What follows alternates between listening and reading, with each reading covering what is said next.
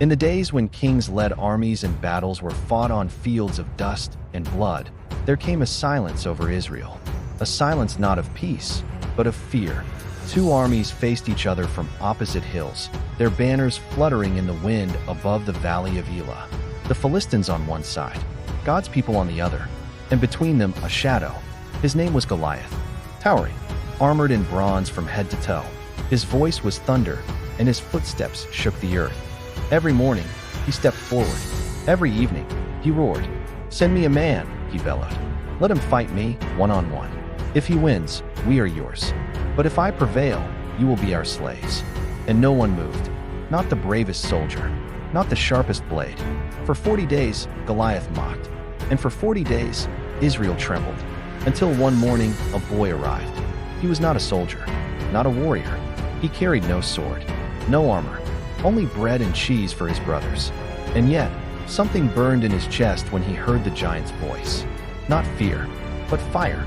"Who is this man," the boy asked, "that he defies the armies of the living God?" They laughed at him. His brothers sneered. "Go back to your sheep, dreamer." But the boy stood firm. "I have faced lions. I have faced bears.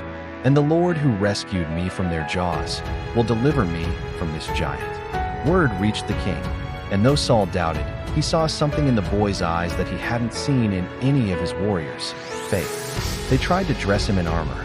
It hung from his shoulders like dead weight. So he took it off. He would face the giant the same way he faced the beasts of the field, with a sling, a staff, and the name of the Lord. And so, into the valley he walked. The ground was dry. The sky was silent. On one hill, 1,000 voices watched in horror. On the other, they laughed. And in the middle, a boy and a giant. Goliath saw him and scoffed. "Am I a dog, that you come at me with sticks?" The boy looked up at him, not with fear, but with clarity. "You come against me with sword, spear, and javelin. But I come against you in the name of the Lord Almighty, the God you have defied. This day, he will hand you over to me."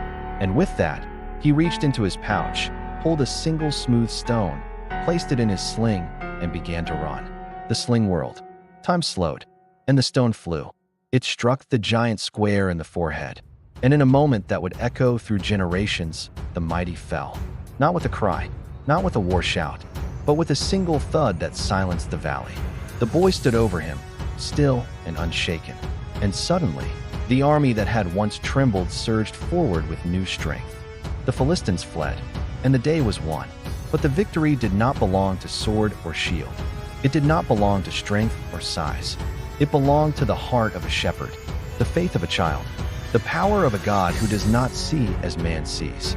Because man looks at the outward appearance, but the Lord looks at the heart.